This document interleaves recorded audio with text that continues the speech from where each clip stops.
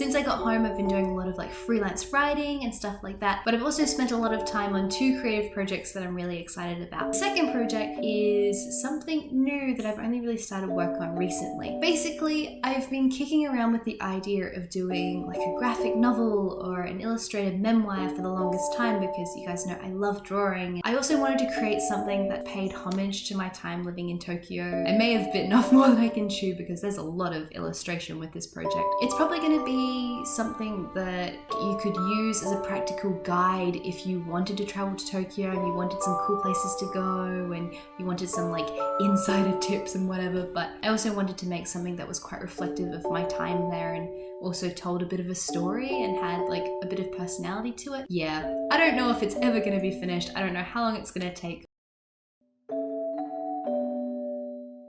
Surprise! It's here! The illustration project is finally here. It is releasing today. Today is the day. I have so many emotions and feelings. I rewatched that video from 2018 back this morning and I didn't realize that I had actually explained the entire concept of the Tōkyō guide to you guys. I've been calling it the illustration project this whole time because I thought I was being a little bit like, I don't know, not crafty, but like I had a code name I didn't want to share too much. But as it turns out, I'd already explained the whole concept back in 2018 and I forgot about it. But anyway, today is officially the day that I can show you a year in Tokyo. This is my book. I made a book. It is an illustrated guide and memoir of the 13 months I spent living in Japan. Now officially, as of today, as of the very moment you're watching this video, this book is live as an ebook on my website. So it is available right now, which is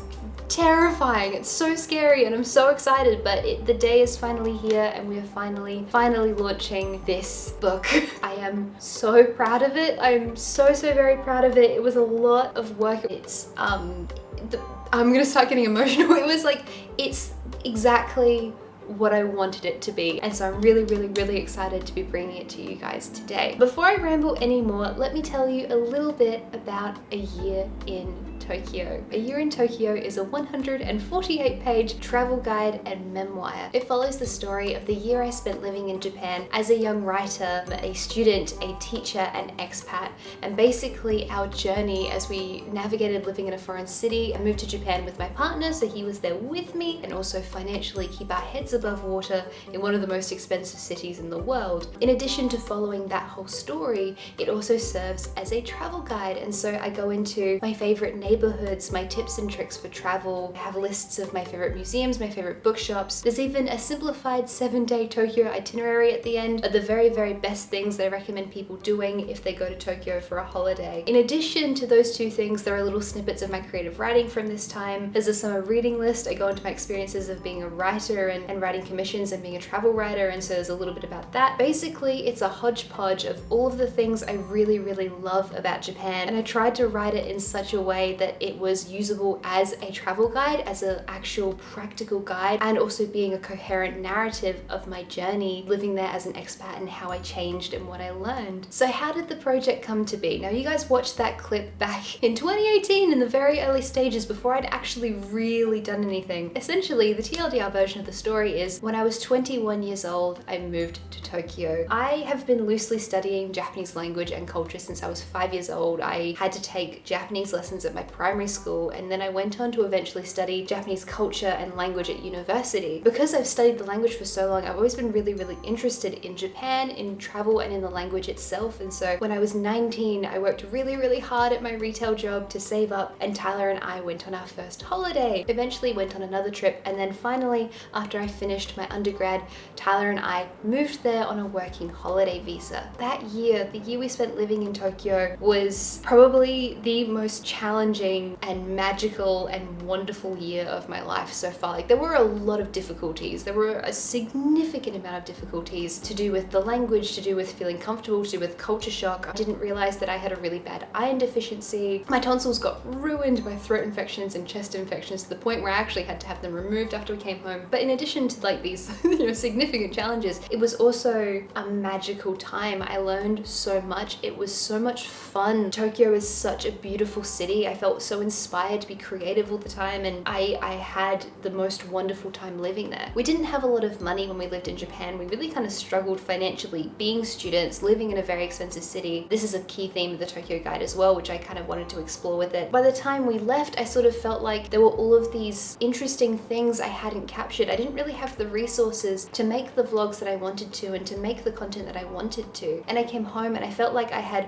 all of this knowledge and information that I wanted to share, and I really, really wanted to immortalize our time in Japan in a sort of like creative project. And also the context here is that while I was living in Japan, I became a travel writer, and so I've written and published over 30 articles for Japanese travel magazines, and I love drawing, and so I sort of came up with this idea of making something non-fiction, which eventually developed into the idea of making an illustrated travel guide and memoir. So what was my inspiration for the project? I did a lot of research on Tōkyō guides, and honestly, this isn't a new concept. There are a lot of Tōkyō guides out there, but what I sort of found in my research and what I'd found from looking at Tōkyō guides before moving to Japan is that a lot of the ones I found were actually kind of just lists of like bougie cafes to go to and fancy hotels. Now, don't get me wrong, there's definitely a place for those guides and they're very, very helpful and useful. But whenever I looked at them, I always saw this very pretty, polished, fancy view of Tokyo. My view of Tokyo was very different, and honestly, the experiences I had with, you know, having to be frugal, having to be really creative with money, finding the cheapest possible restaurants to eat at that were good, this experience is a lot more congruent with the experiences of other expats that I met. Tokyo is a very, very expensive city, and this experience of not really going to those fancy places for me was a lot more normal. And if it wasn't guides speaking about like the pretty, fancy, bougie, you know, really, really aesthetically pleasing places, then all of the guides I found kind of looked at Japan and looked at Tokyo with this wacky Japan lens that was very kind of tokenistic and painted Japan as this weird sort of spectacle where all of these strange things happen and there's all these vending machines with weird objects in them, and that's not really a realistic view of Tokyo or Japan as well. And so I didn't really identify with those versions of Tokyo guides. I didn't really identify with the bougie ones. I wanted to make something that was a lot more closer to my experiences of living in Japan. And so I really wanted to explore what it's like to live in Tokyo as a student, what it was like to have to be frugal, to have to problem solve all of these things, to live this sort of honest and candid and not as glamorous life, while also finding a lot of beauty in the things that were around me. What I really wanted with this guide was to make something very, very honest and realistic. And so this guide, this project really is an ode to that nuance. The beauty of living in Tokyo and everything that I found incredibly magical merged together with everything difficult and challenging and realistic, and the actual implications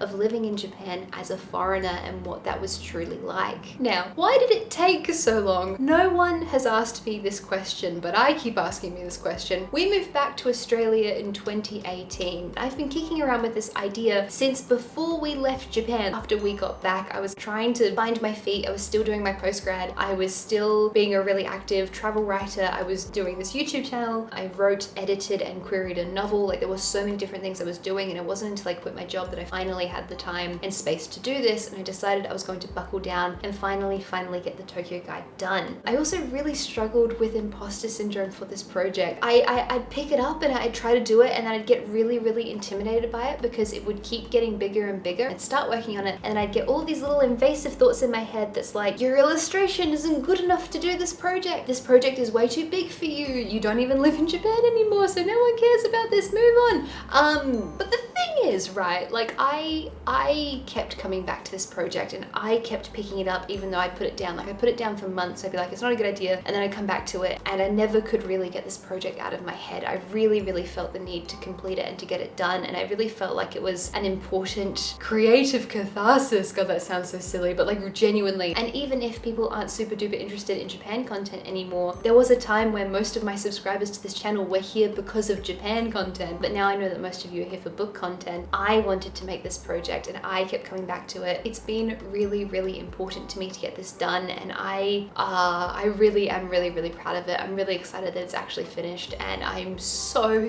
happy with the result. The process. So I started this and scrapped this so many times. Like, for some reason, this is my creative process. I'll start making the thing and then I have to throw the whole thing in the bin and start again completely. And I do this with short stories and the long form stories I've written and just everything. I start the thing, I hate it, I throw it in the bin, I start again. It was basically since quitting my job that I was able to complete about 70% of the work. One of the reasons I had a lot of like imposter syndrome with this is because the standard that I wanted this book to be at was at the standard of the other guides I was reading, which are guides that are made by teams of people, like professional graphic designers, professional illustrators, professional photographers, and a writer to go along with it. I wanted to make the entire thing by myself. In order to do that, and in order to have this be at the standard I wanted it to be, it meant that I had to do a lot of upskilling. The actual process of learning all of that stuff and, you know, iterating on what I learned and making it better actually ended up taking a lot of time, and that's why this project has taken a really long time to complete. Basically, iterating and updating was the thing that bloated out the time quite a bit. So for example, the book is split into seasons, and each season has its own color scheme, and I thought it would be really cute to have each specific season have its own themed seasonal washi tapes. And so I went through and I made all these little washi tapes and I put them on. It took a very long time to do, and then I went back and I realized that actually washi tape is a little bit transparent when you use it in a book or something, and so I was like, oh god, I have to go back and make them all just a little bit transparent. So I went back and I put down the opacity on every single one, and I ended up getting a new tablet in September of last year, this like Samsung tablet, which is way better than my Huion tablet. The actual ability to do line work on this guy is so much better than the tablet I was using before. In September of last year, I went back and redid all of the line work.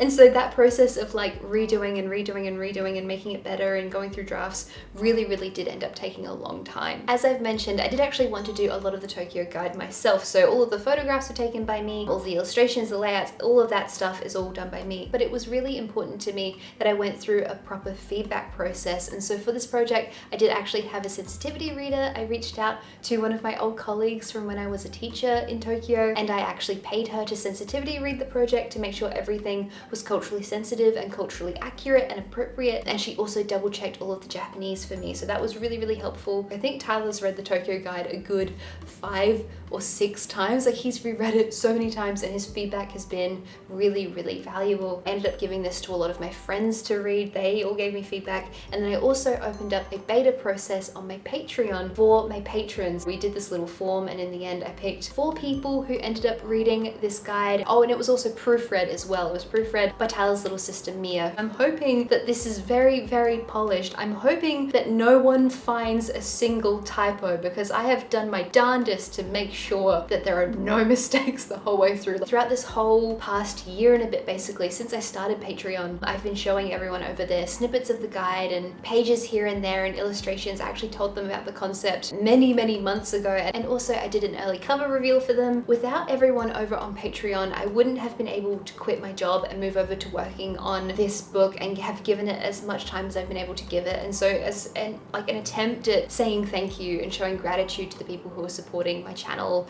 and my work on Patreon, I've been showing them snippets. I really do want to say an enormous thank you to all of those people. I feel so weird and emotional and excited. I set myself a really big task when I undertook this book, because I'd never made anything like this. Had a lot of experience with nonfiction writing, but in terms of actually making a visual book, obviously I've never done anything like this before, and so it's really exciting to see it finished. I am genuinely so very proud of it, and it's officially live today. I can't believe we're here. I can't believe it's ready to go. I can't believe you guys can actually go read it now. If you want to grab a copy and have a read of it, it would mean the absolute world to me. Thank you everyone. Thank you to everyone over on Patreon who is supporting my channel, who enabled me to be able to spend time working on this. And also thank you to all of you for watching my channel, for supporting in any way that you have. And I have a whole lot of feelings. Thank you guys so very much for watching.